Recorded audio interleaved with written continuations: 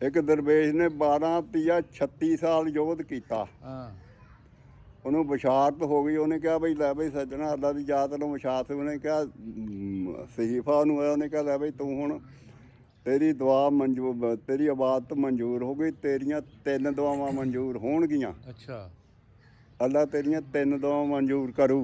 ਹਾਂ ਉਹਨੇ ਕਿਹਾ ਠੀਕ ਆ। ਲੈ ਜੋ 36 ਸਾਲਾਂ ਬਾਅਦ ਗਿਆ, ਜਿਸ ਵੇਲੇ ਗਿਆ ਤਾਂ ਉੱਥੇ ਗਿਆ ਰਿਹਾ ਕਿਹਾ ਜਨਾਨੀ ਸੀ ਉਹਦੀ ਕਸੋਬਲੀ। ਅੱਛਾ ਉਹ ਕਾਲੀ ਜਾਣੀ ਭੈੜੀ ਸ਼ਕਲ ਦੀ। ਅੱਛਾ ਉਹ ਹੁਣ ਉਹਨੂੰ ਪਤਿਆਉਂਦੀ, ਉਹਨੂੰ ਕਹਿੰਦੀ ਆ ਵੀ ਤੂੰ ਇੰਨਾ ਚਿਰ 12 ਤੇ 36 ਸਾਲ ਫਿਰਿਆ, ਹਾਂ ਕੁਛ ਸਾਡੇ ਲਈ ਵੀ ਲਿਆ।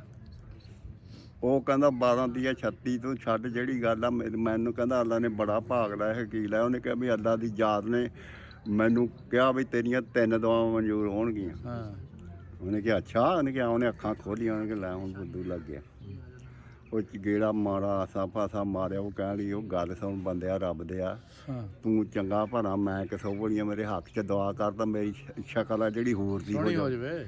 ਹੂਰ ਦੀ ਹੋ ਜਾਵੇ। ਹਾਂ ਹੋਰ ਦੀ ਹੋ ਜਾਵੇ। ਉਹਦੀ ਸ਼ਕਲ ਹੂਰ ਦੀ ਹੋ ਗਈ। ਅੱਛਾ ਇਹਨੇ ਹੂਰ ਦੀ ਹੋ ਗਈ। ਉਹਨੇ ਸ਼ੀਸ਼ਾ ਸ਼ੂਸ਼ਾ ਦੇਖਿਆ, 2-4 ਦੇਖਿਆ। ਉਹਨੇ ਕਿਹਾ ਵੀ ਇਹ ਕਿੱਥੇ ਤਾਂ ਮੈਂ ਕਿੱਥੇ ਹਾਂ ਹੈਂ। ਹਾਂ ਉਹਨੇ ਕੋਈ ਕਿਸੇ ਮੁਲਕ ਦਾ ਸ਼ਹਿਜ਼ਾਦਾ ਸੀ, ਚੰਗਾ ਘੋੜੇ ਦੇ ਉੱਤੇ ਠੀਕ ਠਾਕ।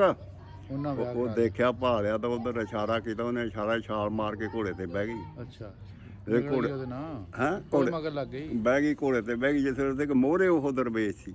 ਅੱਛਾ ਉਹਨੇ ਦੇਖਿਆ ਤਾਂ ਉਹ ਪਿੱਛੇ ਬੈਠੀ। ਉਹਨੇ ਕਿਹਾ ਦੇਖੋ ਬੇੜਾ ਬਹਿ ਗਿਆ, ਗੱਲ ਖਰਾਬ ਹੋ ਗਈ। ਉਹ ਕਹਿੰਦਾ ਇਹਦੀ ਸ਼ਕਲ ਸੂਰ ਦੀ ਹੋ ਜਾਵੇ। ਓਏ ਹੋਏ ਉਹਦੀ ਪਿੱਛੇ ਸੂਰ ਦੀ ਸ਼ਕਲ ਹੋ ਗਈ। ਹਾਂ ਉਹ ਘੋੜੇ ਵਾਲੇ ਸ਼ਹਿਜ਼ਾਦੇ ਨੇ ਦੇਖਿਆ ਪਿੱਛੇ ਤਾਂ ਉਹਦੀਆਂ ਡਾਹਾਂ ਜਿਵੇਂ ਲੱਤ ਮਾਰੀ। ਉਹਨੇ ਰਾਹ ਉੱਡ ਕੇ ਉਹ ਮਾਰਿਆ। ਹਾਂ ਉਹ ਤੋਂ ਕੱਪੜੇ ਲਪੇਟ ਕੇ ਅੰਦਰ ਜਾ ਵੜੀ। ਹਾਂ ਅੰਦਰ ਇਹਦੇ ਡੋਬੇ ਪਿੱਟੇ। ਉਹ ਨਿਆਣੇ ਜਿਹੜੇ ਮਾਂ ਬਾਪ ਦੇ ਨਿਆਣੇ ਹੁੰਦੇ ਆ, ਨਿਆਣੇ ਬੜੇ ਦੁਖੀ ਹੁੰਦੇ। ਉਹ ਕਹਿੰਦੇ ਵੀ ਆਪਾਂ ਤੂੰ ਗੱਲ ਹੈਗੀ ਆ ਇਹ ਹਾਂ ਵੀ ਇਹਦਾ ਤਾਂ ਤੂੰ ਬੇੜਾ ਹੀ ਬਹਾ ਦਿੱਤਾ। ਉਹ ਕਹਿੰਦਾ ਵੀ ਇਹਨੇ ਆਪਣੇ ਆਪ ਬਹਾ ਲਿਆ, ਮੈਂ ਨਹੀਂ ਬਹਾ ਲਿਆ। ਇਹਦੇ ਜੋ ਕੀਤਾ ਇਹਨੇ ਉਹ ਕੀਤਾ ਪਾ ਰਿਹਾ।